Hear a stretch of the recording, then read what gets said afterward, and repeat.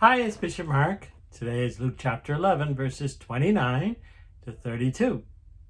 And today it might sound complicated, but you'll see it's a very basic message that Jesus is saying, and we'll explain it to you, or I'll explain it to you.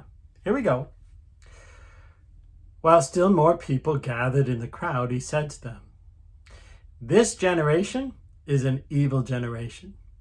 It seeks a sign, but no sign will be given it except the sign of Jonah." Okay. So we've seen people before ask Jesus for a sign, and they mean many things. They could mean, show us a miracle. Like Jesus is some kind of circus act. Show us a miracle. Or it could be that they want him to declare himself the Messiah and make some big sign in the sky that says, "I am the Messiah." But I think in this passage, what Jesus is more getting at, when he says they're an evil generation, is that God has shown the people many signs. All throughout the Old Testament, God showed them signs.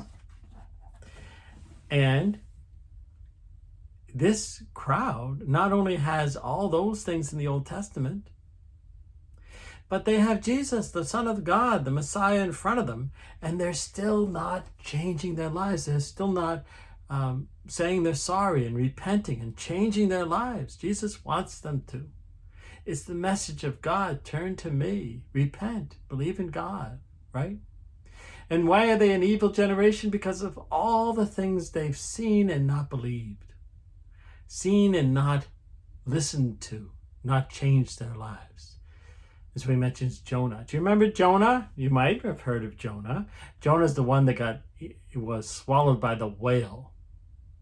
So the story is that Jonah was an unwilling prophet. He didn't want to do it. God wanted Jonah to go to this huge city of Nineveh and go and tell them to repent. But Jonah didn't want to do it. So he got on a boat and he went as far away. He sailed away as far away from Nineveh as he could, just to avoid what God wanted him to do. But God brought all sorts of bad things to that boat, and the crew finally realized it was Jonah that was the problem. Then they threw him overboard. So Jonah's out in the middle of the sea, and a whale comes and swallows up Jonah and spits him out on the shore of Nineveh. So the unwilling prophet, Jonah, had to go into Nineveh, this bad place, this big, huge place, and tell them to repent. He didn't want to do it, but he had to.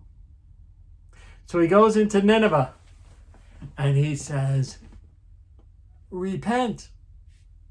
Not even believing that anything would happen. And what happened? Everyone repented. They heard him. They heard him because of the power of God behind him.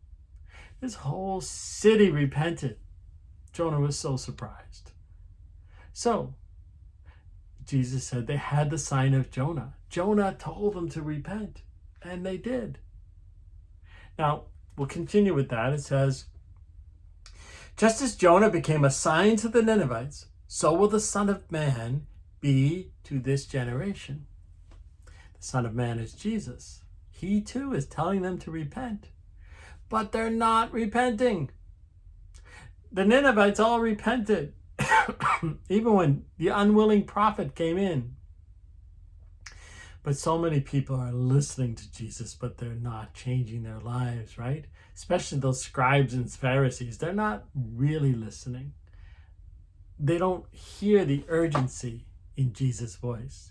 Jesus knows he's going to Jerusalem. He's going to die. There's urgency. He needs to get this message out fast, but they're not repenting. They remain evil. Okay, we'll continue. At the judgment, the queen of the south will rise with the men of this generation, and she will condemn them, because she came from the ends of the earth to hear the wisdom of Solomon, and there is something greater than Solomon here. Okay, who's the queen of the south and who is Solomon? Well, Solomon was a king in the Old Testament. Solomon was offered by God that he could have anything. And he chose wisdom. He said, I want to be wise, so to lead the people. And so God was pleased, and he gave him that gift. And he was the wisest man who ever lived, maybe, except for Jesus, right? He was very, very wise. So wise that his reputation grew even beyond the Jewish people and the queen of the south, probably from Egypt.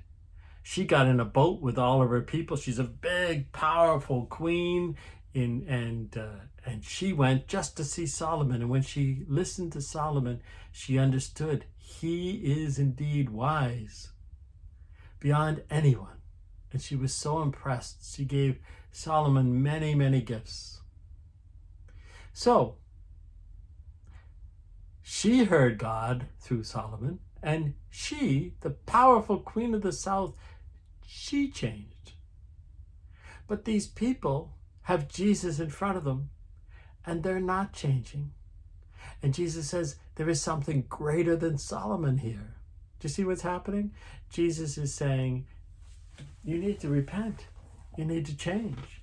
The Ninevites changed when Jonah said, and the queen of the south changed when Solomon spoke. But you people, you're not changing. Okay, we'll continue. At the judgment, the men of Nineveh will rise with this generation and condemn it, because at the preaching of Jonah they repented. And there is something greater than Jonah here. As we said, Jesus is the Son of God. He is the Messiah. Jonah was a wonderful prophet, but he's not close to Jesus. Solomon was the great king, the wise king, but he's not close to Jesus. There is the Son of God here, greater than Jonah, greater than Solomon, yet they're not repenting. So when you and me, listening to this gospel, what do we say? We don't say, oh, those awful people, they should have repented.